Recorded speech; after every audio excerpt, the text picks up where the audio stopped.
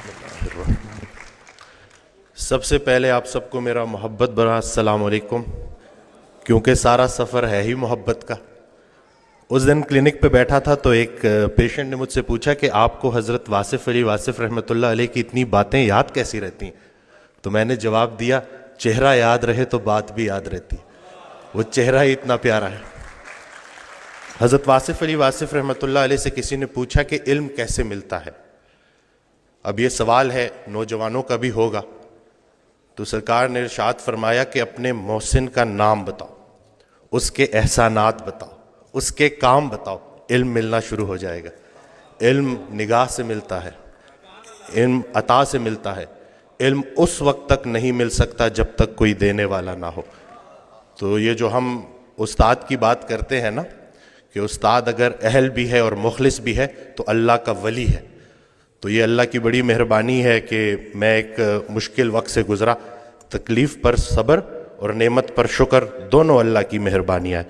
تو جب وہ تکلیف سے گزر رہا تھا، انگزائٹی، سوشل آئسولیشن، تھوڑی لوگوں کو ایوائڈ کرتا تھا، میں پہلے بھی یہ ذکر کر چکا ہوں، تو اسی دوران حضرت واصف علی واصف رحمۃ اللہ علیہ کی آڈیوز میرے سامنے آئیں، تو مجھے وہ آواز تھوڑی سی نا سمجھنے میں دشواری ہو رہی تھی، پرانی آڈیوز تھیں، تو سرکار کا فکرہ آیا کہ پہلے مجھ سے تعلق بناؤ، پھر میری ہر بات تمہیں سند لگے گی۔ کچھ دیر کے بعد میں تو یہ کہتا ہوں کہ دیدار کے قابل تو کہاں میری نظر ہے، یہ ان کی عنایت ہے کہ رخ ان کا ادھر ہے۔ تو جب وہ تعلق بن گیا اور وہ ایک ایک بات روح کی گہرائی سے نکلی ہوئی بات روح کی گہرائی تک ضرور جاتی ہے، تو جب وہ مجھے انہوں نے نا اس پورے اس پریشانی سے اٹھا کے نا میرا فوکس ہی جو ہے نا وہ پرسپیکٹیو ہی چینج کر دیا۔ تو اسی دوران نا اس وقت میری والدہ حیات تھی، اللہ ان کے درجات بلند فرمائے، تو وہ بڑی دعا کر رہی تھی، میں ایک ہی بیٹا ہوں۔ تو آگے سرکار کی آڈیو میں ایک فکرہ آیا کہ اگر اچھا استاد مل جائے تو ماں کو نہ چھوڑ دینا، ماں کی دعا سے ہی تو اچھا استاد ملتا۔ تو یہ آج کل ایک ویڈیو بڑی شیئر ہو رہی ہے کہ کسی نے حضرت واصف علی واصف رحمۃ اللہ علیہ سے پوچھا کہ اللہ کا جلوہ کیا ہوتا ہے؟ تو ارشاد فرمایا، ماں کے لیے بیٹے کا چہرہ اللہ کا جلوہ ہوتا ہے۔ والدہ کافی علیل تھی، کافی بیمار تھی، تو میں جب آیا تو کافی لاغر تھی، انہوں نے میری آواز سنی تو اٹھ کھڑی ہوئی، تو میں نے اپنی نگاہوں سے دیکھا ہے کہ بیٹے کا چہرہ ماں کے لیے اللہ کا جلوہ ہوتا ہے۔ ایک اور جگہ ارشاد فرماتے ہیں، جب عام الفاظ خاص معنی دینا شروع کر دے سمجھو اللہ کا جلوہ عطا ہو گیا۔ تو یہ جتنی بھی ہمارے یہ جو سرکار کی آڈیوز ہیں یہ ہمیں گائیڈ کرتی رہتی ہیں، روزمرہ کی زندگی ہو، پروفیشنل لائف سے جڑی کوئی بات ہو۔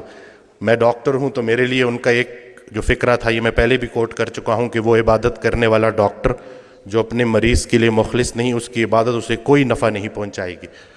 تو یہ ایسے ہی ہے کہ جی بادشاہ سے رعایا کا پوچھا جائے گا اور ڈاکٹر سے مریض کا پوچھا جائے گا۔ ڈاکٹر صاحب نے بڑی پیاری گفتگو کی، میرے لیے سرکار کا یہ ایک فکرہ مجھے پر امید کر دیتا ہے کہ جتنے بھی عظیم کام ہیں وہ غیر عظیم زمانوں میں ہوتے ہیں۔ ایک دیا کافی ہوتا ہے اندھیرے مٹانے کے لیے، ہوں چراغ داغ بنا ہوا، سر شام جلتا ہوں شوق سے، میرے پاس آئیں گے وہ کبھی جن ایک سحر کی تلاش ہے۔ تو ہر وہ محبت جو آپ کو اللہ کے قریب کر دے وہ اللہ کے راستے کی محبت ہے، اور وہ اس میں کوئی شرک نہیں ہے۔ انسان کی تمنا ہے تو شرک ہے، رحمان کی تمنا ہے تو عین ایمان ہے۔ اور یہ حضرت واصف علی واصف رحمۃ اللہ کی جو آڈیوز ہیں نا وہ آپ کو اپنی ذات کے ساتھ مخلص کر دیتے ہیں۔ رسول اللہ صلی اللہ علیہ وسلم کی حدیث ہے کہ جس نے اپنے آپ کو پہچان لیا اس نے اپنے رب کو پہچان لیا۔ تو اپنے آپ کو پہچاننے کے لیے، اپنے ذات کے ساتھ مخلص ہونے کے لیے استاد کا ہونا بہت ضروری ہے۔ یقین جانے کہ ہماری پریشانیاں ہماری غلط فہمیاں ہیں، کوئی تو ہو جو ہماری غلط فہمیاں دور کرے۔ خیال بدل جائے تو منظر بدل جاتا ہے۔ بھائی صاحب کا ایک بڑا پیارا فکرہ ہے کہ جس کا جو خیال ہے اس کا وہی حال ہے۔ خیال اچھا ہے تو حال بھی اچھا ہے، اور اللہ کی نعمتوں میں سب سے بڑی نعمت حسن خیال ہے۔ یہ اس دن بھی میں ڈیٹیل میں نہیں جاؤں گا، پیشنٹس ہوتے ہیں، لیکن میں ان سے اجازت لیتا ہوں کہ ان کا یہ جو آپ بیتی ہے وہ میں لوگوں سے شیئر کروں تاکہ لوگوں میں امید بڑھے۔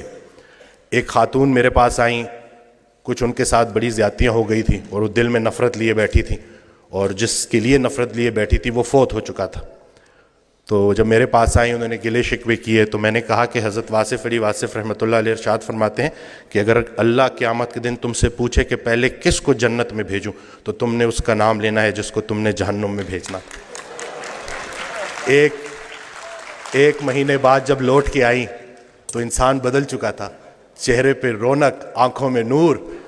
تو مجھے کہتی ہیں کہ ڈاکٹر وسیم جب میں یہاں سے اٹھ کے گئی پہلے تو میں گھر کی طرف جا رہی تھی, مجھے آپ کی بات ہضم نہیں ہوئی, لیکن پھر میں نے گاڑی موڑی اور میں قبرستان چلی گئی اور میں اس کی قبر کے سامنے کھڑے ہو کے میں نے کہا کہ جو تو نے میرے ساتھ کیا معافی کے قابل نہیں ہے, لیکن جا تجھے اللہ کی رضا کے لیے معاف کرتی ہوں. اور کہتی ہیں کہ اس رات میں اتنی میٹھی نیند سوئی کہ مجھے دوائی لینے کی ضرورت بھی نہیں پڑی.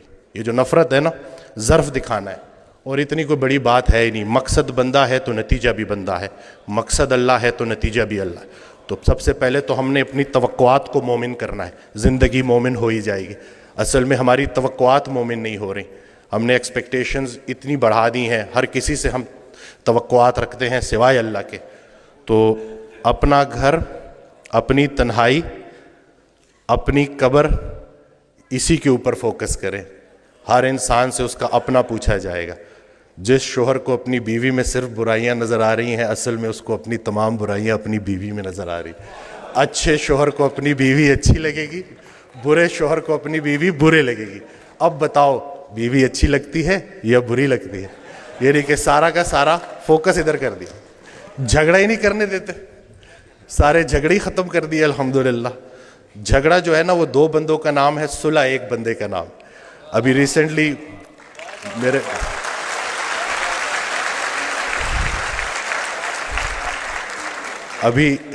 میرے ساتھ ایک واقعہ ہوا. میں گاڑی ریورس کرا تو وہ برانڈ نیو گاڑی تھی, وہ لگ گئی. وہ پیچھے سا غلطی میری تھی, تو میں اترا تو وہ بڑے غصے میں میری طرف آئے. تو میں نے فوراً معافی مانگ لی نا کہ مجھے نظر نہیں آیا, میں بہت معذرت کرتا ہوں, اور بہت زیادہ میں نے ان سے معافی نا.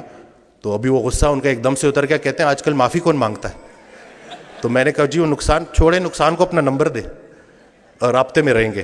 تو میرا بڑا دل تھا میں ان کو بولوں کہ اگر کوئی معافی منگوا